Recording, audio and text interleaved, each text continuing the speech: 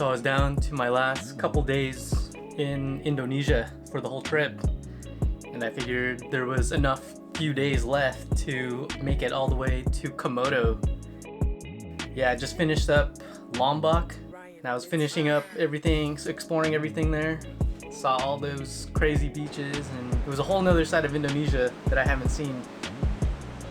I figured there was enough few days left to go to Komodo, and there was a few reasons why I wanted to go there. For one being, I just wanted to see the Komodo Dragons, and two, there was a possibility that they would be closing the park in 2020. That made me want to go down there and check it out before I couldn't even go at all.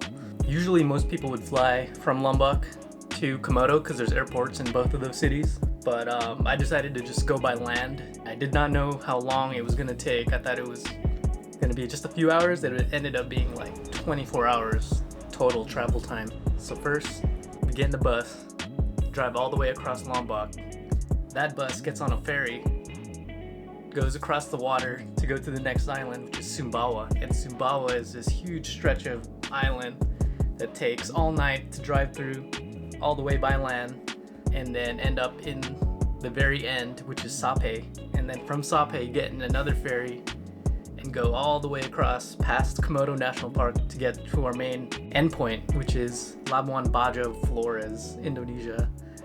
And that's the main jump off point to go to Komodo National Park, and from there we can see the Komodo Dragons.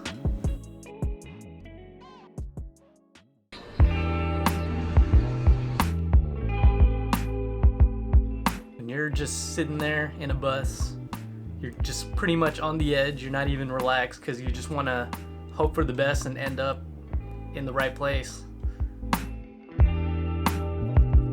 But the other side to that is you get to see the real Indonesia through the window and see what it's really like out there. Aside from just flying, where you just get in the plane and end up from one nice place to the other nice place, you don't really get to see what's in between.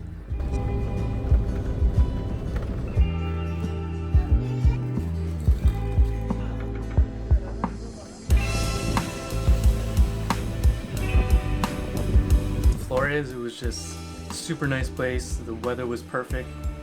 It looked like kind of like a fisherman type of village. There was boats everywhere. It was kind of like a paradise, going from surviving on the bus and then ending up at the hostel which I stayed at, which was a super nice hostel. It was like almost a hotel.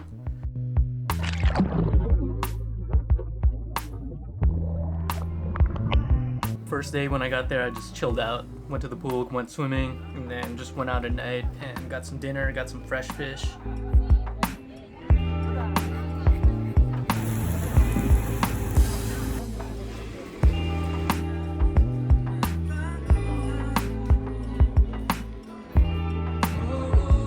The next morning, I was gonna go take the tour to Komodo National Park and see all the islands there and see what that's all about. I just can't get over.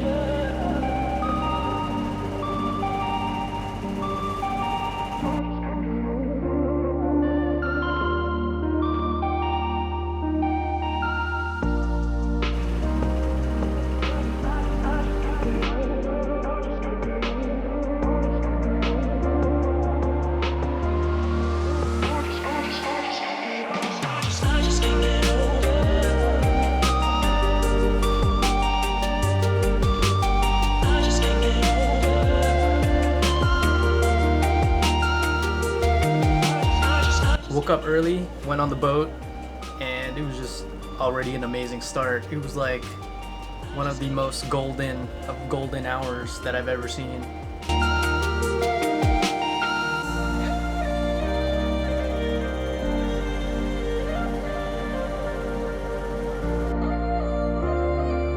And then one of the first places we ended up was Padar Island. You hike up to the top of this mountain and you look down and you see the craziest looking island formation that I've ever seen.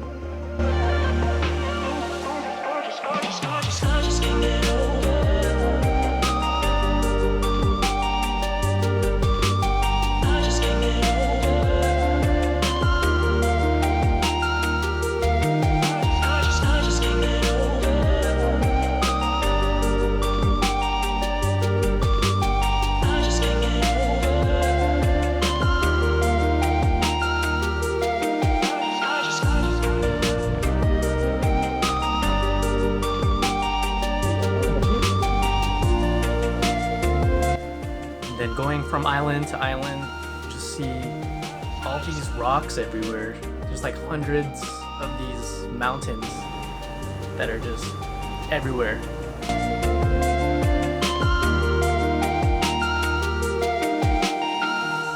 The next place we stopped at was this beach, and it's not just any regular beach. It was called the Pink Beach.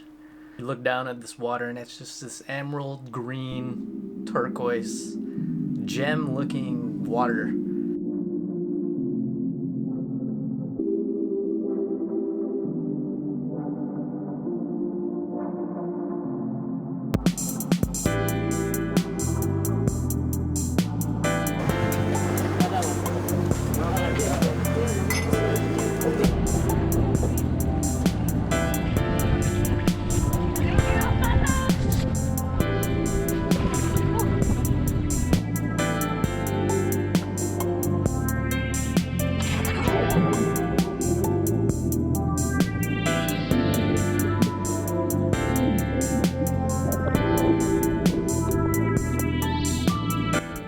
Jump in and it's got this coral reef.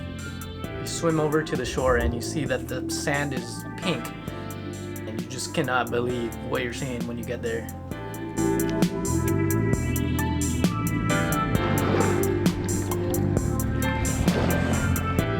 Most insane beach ever. The sand is like, really is pink here. I think it has to do with the coral or something, but it's crazy.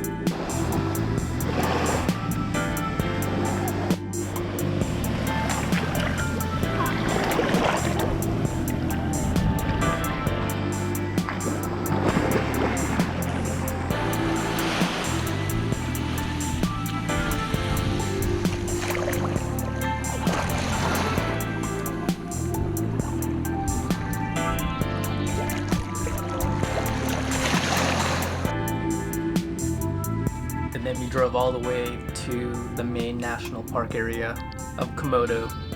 We just went to one area where they had some Komodo dragons, you can see. The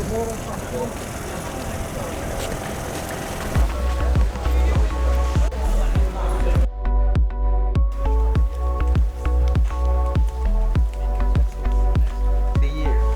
So they have a meeting process. Yeah, seeing them for the first time, I just thought that they were just super chill. Like they're just, one of them was just sleeping, just hanging out. They're just kind of walking around. They're just like big giant lizards. Yeah, it's crazy. There's a lot of national park guards with sticks, and if they get too close to the tourists, then they'll just like poke them away.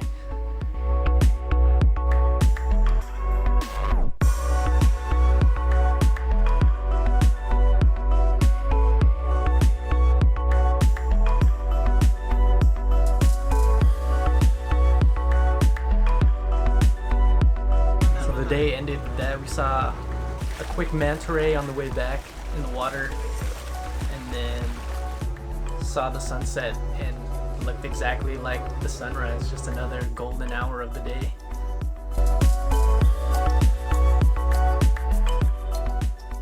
I met this dude at the hostel. He worked at the bar, and we just became pretty good friends. The homie Rival, Komodo local, and he was down to show me around. So he asked me if I wanted to check out a waterfall and a cave.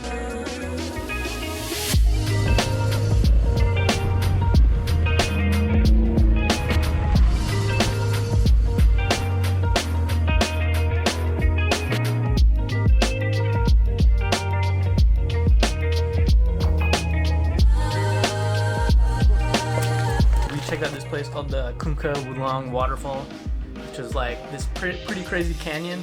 We were able to go down there and walk inside and go inside the waterfall, and it was super sick.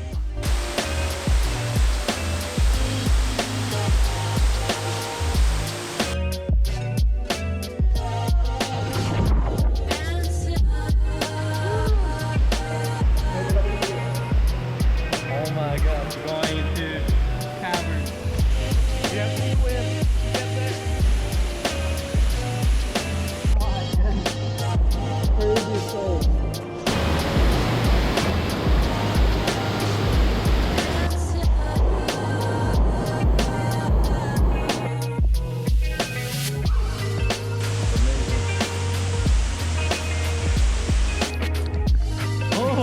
I almost got scared. Thought it was a snake.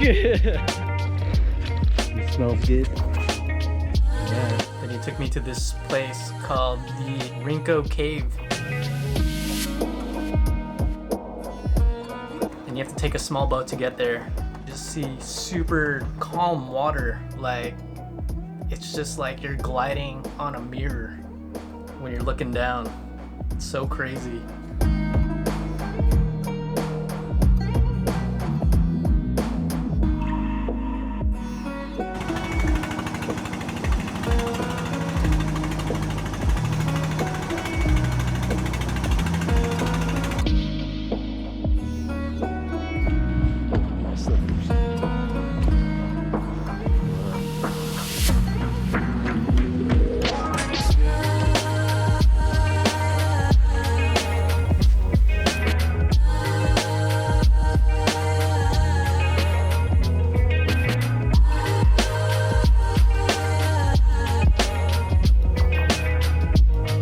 Yeah, there was this cave and it had like a pool of water inside that you could swim in.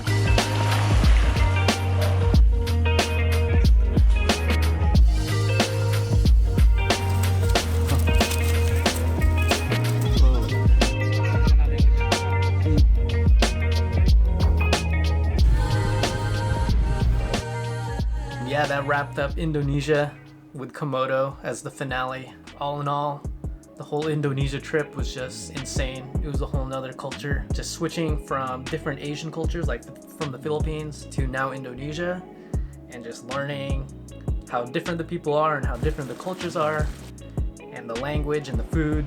It was just another amazing adventure. Yeah, big shout out to Rival. Super thankful. If you haven't yet, please subscribe if you liked the video. We will see you guys later. Peace out.